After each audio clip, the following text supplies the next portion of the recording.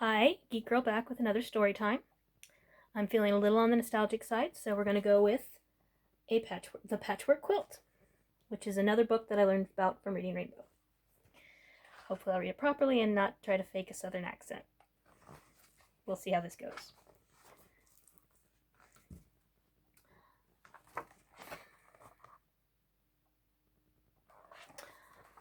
Tanya sat restless on her chair by the kitchen window. For several days she had had to stay in bed with a cold, but now Tanya's cold was almost gone. She was anxious to go outside and enjoy the fresh air and the arrival of spring. I wonder if anyone can relate to that right now. "Mama, when can I go outside?" asked Tanya. Mama pulled the tray of biscuits from the oven and placed it on the counter. "In time," she murmured, "all in good time." Tanya gazed through the window and saw her two brothers, Ted and Jim, and Papa building the new backyard fence. "I'm going to talk to Grandma," she said.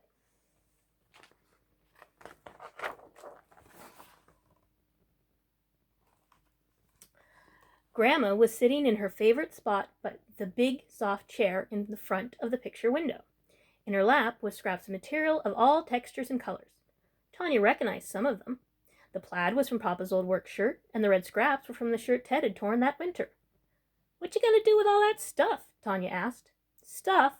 This ain't stuff. These ain't stuff. These little pieces are gonna make me a quilt, a patchwork quilt." Tanya tilted her head. "I know what a quilt is, Grandma. There's one on your bed, but it's old and dirty, and Mama can never get it clean." Grandma sighed. "It ain't dirty, honey.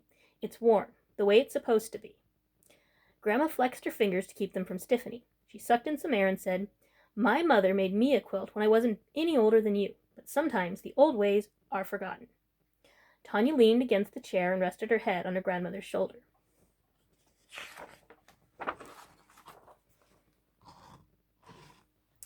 Just then, Mama walked in with 2 glasses of milk and some biscuits. Mama looked at the scraps of material that were scattered all over. "Grandma," she said, "I just cleaned this room, and now it's a mess." "It's not a mess, Mama," Tanya said through a mouthful of biscuits. "It's a quilt." "A quilt? You don't need these scraps. I can get you a quilt." Grandma looked at her daughter and then turned to her grandchild. "Yes, your Mama can get you a quilt from any department store, but it won't be like my patchwork quilt, and it won't last as long either." Mama looked at Grandma, then picked up Tanya's empty glass and went to make lunch.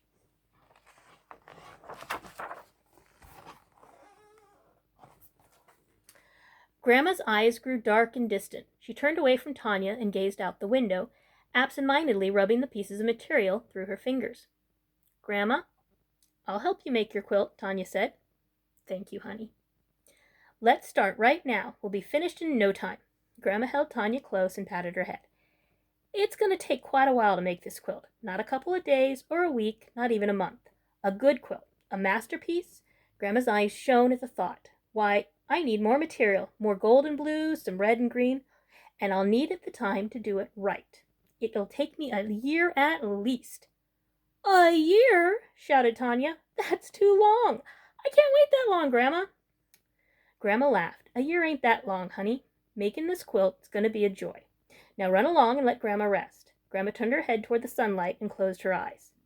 "I'm going to make a masterpiece," she murmured, clutching a scrap of cloth in her hand just before she fell asleep.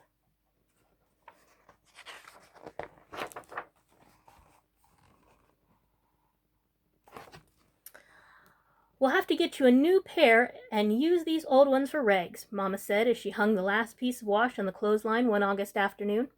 Jim was miserable. His favorite blue corduroy pants had been held together with patches. Now they were beyond repair. "Bring them here," Grandma said. Grandma took part of the pant leg and cut a few blue squares. Jim gave her a hug and watched her add his patches to the others. "A quilt won't forget. It can tell your life story," she said. The arrival of autumn meant school and Halloween. This year, Tanya would be an African princess. She danced around in long, flowing robes Mama had made from several yards of colorful material. The old bracelets and earrings Tanya had found in a trunk in the attic jingled noisily as she moved. Grandma cut some squares of the leftover scraps and added Tanya to the quilt, too.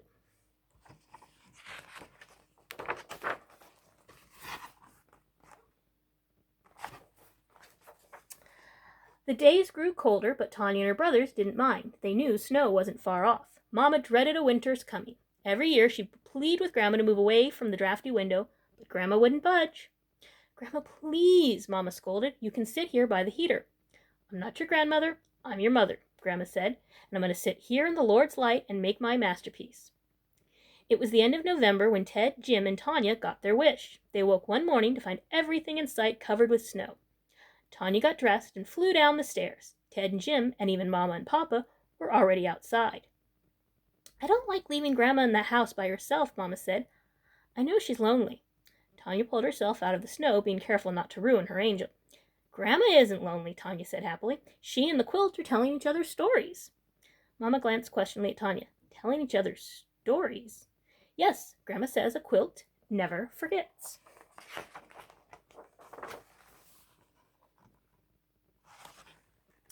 The family spent the morning and most of the afternoon sledding down the hill. Finally, when they were all numb from the cold, they went inside for hot chocolate and sandwiches. I think I'll go and sit and talk to Grandma, Mama said. Then she can explain to you about our quilt, our very own family quilt. Mama saw the mischievous glint in her youngest child's eyes. Why, I may just have her do that, young lady, Mama said as she walked out of the kitchen. Tanya leaned over the table to see into the living room. Grandma was hunched over, her eyes close to the fabric as she made tiny stitches. Mama sat at the old woman's feet. Tanya couldn't hear what they said, but she knew Grandma was telling Mama all about quilts and how this quilt will be very special. Tanya sipped her chocolate slowly. Then she saw Mama pick up a piece of fabric, rub it with her fingers, and smile.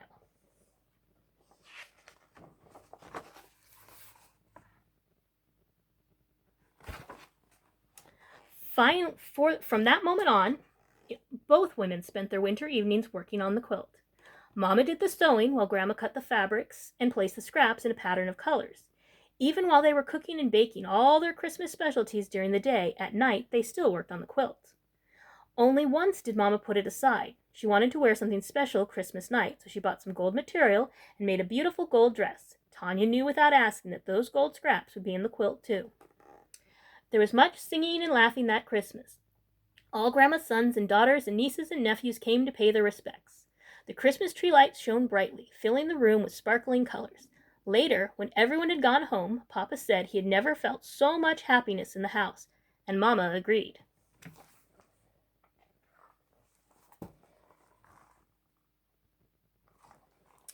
When Tanya got downstairs the next morning, she found Papa fixing pancakes. Is today a special day too? Asked Jim. Where's Mama? Asked Tanya. Grandma doesn't feel very well this morning, Papa said. Your mother is with her now till the doctor gets here. Will Grandma be all right? Ted asked. Papa rubbed his son's head and smiled. There's nothing for you to worry about. We'll take care of Grandma. Tanya looked in the living room. There on the back of the big chair rested the patchwork quilt. It was folded neatly, just as Grandma had left it. Mother didn't want us to know that she wasn't feeling well. She thought it would spoil our Christmas, Mama told them later, her face drawn and tired, her eyes a puffy red. Now it's up to all of us to be quiet and make her as comfortable as possible. Papa put his arm around Grandma's shoulders. Can we see Grandma? Tanya asked. No, not tonight, Papa said. Grandma needs her plenty of rest.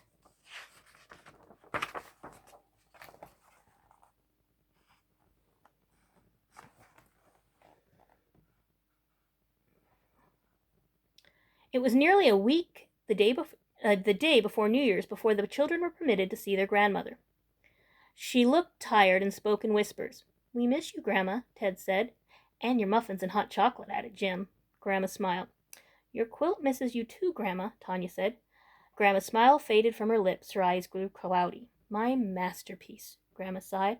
It would have been beautiful, almost half finished. The old woman closed her eyes and turned away from her grandchildren.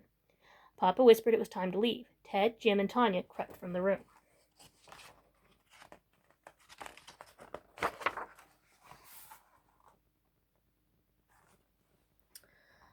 Tanya walked slowly to where the quilt lay. She had seen Grandma and Mama work on it. Tanya thought real hard. She knew how to cut the scraps, but she wasn't too certain of the rest. Just then, Tanya felt a hand resting on her shoulder. She looked up and saw Mama. Tomorrow, Mama said. New Year's Day was the beginning. After the dishes were washed and put away, Tanya and Mama examined the quilt. Cut more squares, Tanya, while I stitch some patches together, Mama said. Tanya snipped and trimmed the scraps of material till her hands hurt from the scissors. Mama watched her carefully, making sure the squares were all the same size. The next day was the same as the last, more snipping and cutting. But Mama couldn't always be around to watch Tanya work. Grandma had to be looked after, so Tanya worked by herself. Then one night, as Papa read them stories, Jim walked over and looked at the quilt. In it, he saw patches of blue, his blue. Without saying a word, Jim picked up some scissors and some scraps and started to make squares. Ted helped Jim put the squares in a pile, while Mama showed Tanya how to join them.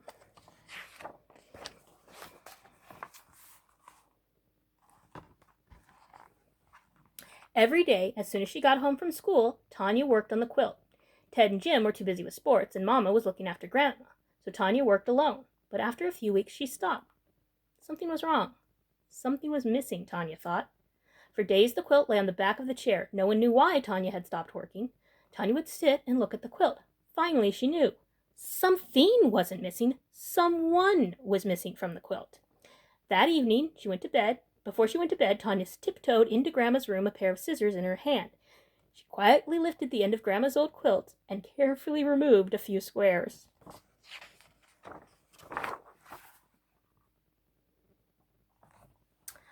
February and March came and went, and as Mama proudly watched her daughter work on the last few rows of patches, Tanya always found time for the quilt. Grandma had been watching too. The old woman had been getting stronger and stronger as the months passed.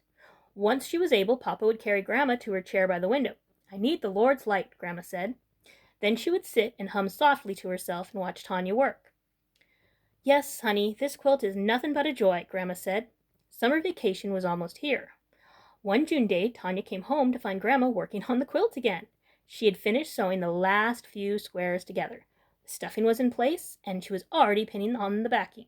"Grandma!" Tanya shouted. Grandma looked up. "Hush, child. It's almost time to do the quilting on these patches. But first, I have special finishing touches." The next night, Grandma cut the final thread with her teeth. "There, it's done," she said. Mama helped Grandma spread the quilt full length.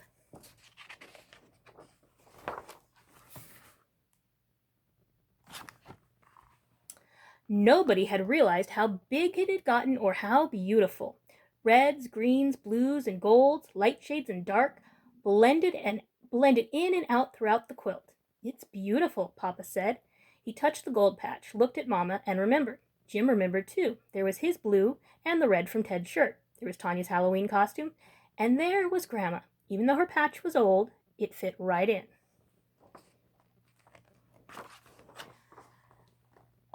They all remembered the past year. They especially remembered Tanya and all her work. So it had been decided. In the right-hand corner of the last row of patches was delicately stitched, "For Tanya, from your Mama and Grandma." The end.